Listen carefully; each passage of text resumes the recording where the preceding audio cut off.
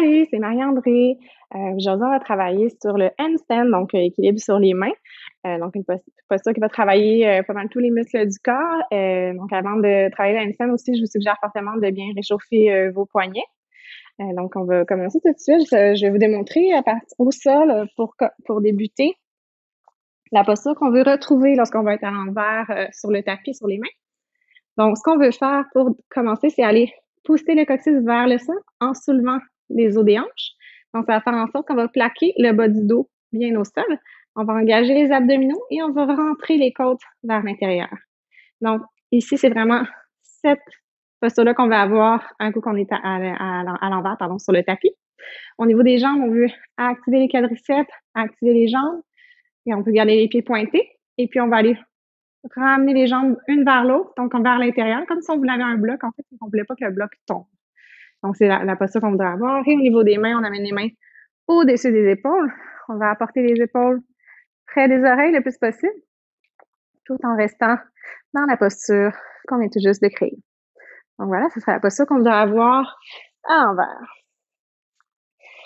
Donc, pour ce qui est de rentrer dans la posture, donc, je vous démontre en faisant la posture complète la façon d'y entrer, les divers aspects techniques.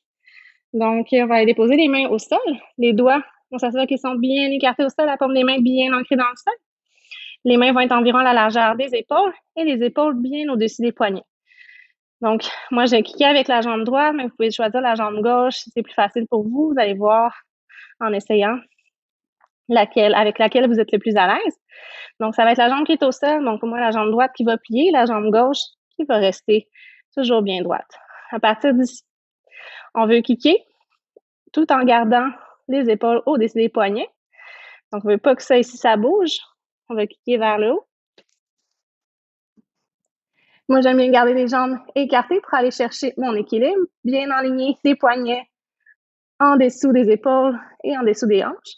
Ensuite, doucement, on peut aller coller les pieds ensemble. On engage les abdos, on rentre les côtes, le regard va aller entre les mains. On s'assure de rentrer les jambes, en fait, de forcer les jambes une vers l'autre comme si on avait un bloc, encore une fois, entre les jambes. Donc, voilà pour la posture du handstand. Si jamais, vous travaillez sur le handstand, que vous n'êtes pas nécessairement encore à avoir un ballon à l'envers, donc, vous pouvez travailler juste à faire quelques kicks. C'est toujours important de garder les épaules au-dessus des poignets. Puis également travailler à les switcher. Donc, ça va vous laisser un petit temps, un petit temps dans les airs, donc pour aller travailler peut-être le ballon au niveau sur les mains. Sinon, si vous voulez travailler au mur, ce que je suggère pour les gens qui travaillent au mur, souvent on a tendance à travailler dos au mur. J'aime beaucoup moins cette technique-là parce que souvent on a tendance à avoir le dos en banane, ce qu'on veut pas. Donc, ce que je suggère quand on travaille au mur, il y a deux façons en fait, d'aller travailler au mur. Ça va être toujours face au mur, les deux façons. Donc, on va aller déposer les mains au sol et on va marcher les pieds sur le mur. Donc, on va aller déposer les pieds au mur, un à la fois. On s'assure de bien engager les abdominaux. Vous pouvez travailler sur votre posture ici avant d'apporter les mains au mur. Donc, on travaille ici, on repousse le sol, on engage les abdos, on pousse le coccyx vers le bas. Et quand on a bien notre posture bien ancrée, on va marcher les mains une à la fois vers le mur. Donc, ici, c'est pas le mur idéal parce que mon mur n'est pas droit. On va apporter les mains quand même le plus possible près du mur. Garder les abdos bien engagés. Le regard va être entre les deux mains. Pour sortir de la posture, on peut tomber sur le côté ici comme ça, ou encore, vous pouvez ramener les mains vers l'avant et redescendre un pied à la fois du mur. Deuxième façon de travailler au mur, ça serait en fait de travailler en L. Donc, pour commencer, on peut aller calculer la distance environ où est-ce qu'on va mettre nos mains. Donc, je suggère la longueur d'une jambe, pardon. On va déposer nos mains où est-ce que nos fesses sont. Donc, on garde le calcul de distance. On dépose ses mains au sol.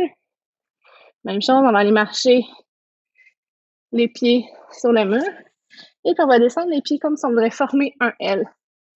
À partir d'ici, on peut travailler donc à vraiment aller porter les hanches bien au-dessus Là, j'étais un petit peu trop loin. Bien au-dessus des épaules et des poignets. Puis on peut travailler à soulever une jambe, une à la fois. Alors voilà pour la deuxième façon de travailler au mur. Un dernier petit aspect technique, en fait, pour ce qui est du handstand. Je vous ai bien mentionné d'amener le regard entre les mains, juste parce que, en fait, ce qui va arriver si vous amenez votre regard vers là-bas, c'est que votre dos va faire une banane. Puis on veut pas ça. Donc, juste, si je vous démontre, juste en changeant mon regard de place, si je regarde au bout de mon tapis, c'est ça que ça fait.